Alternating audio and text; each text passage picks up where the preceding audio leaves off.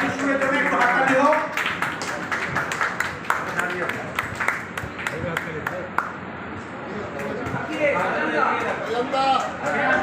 সাংবাদিকের পাশাপাশি তিনি একজন অধ্যাপক এবং উনি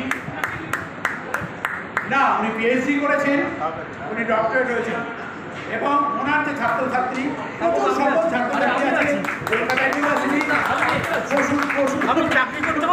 ছাত্র এবং বিশ্বভারতী ইউনিভার্সিটি এবং বিদেশে অনেক জায়গায় লেকচার দিতে যায় শ্রেয়াশিস।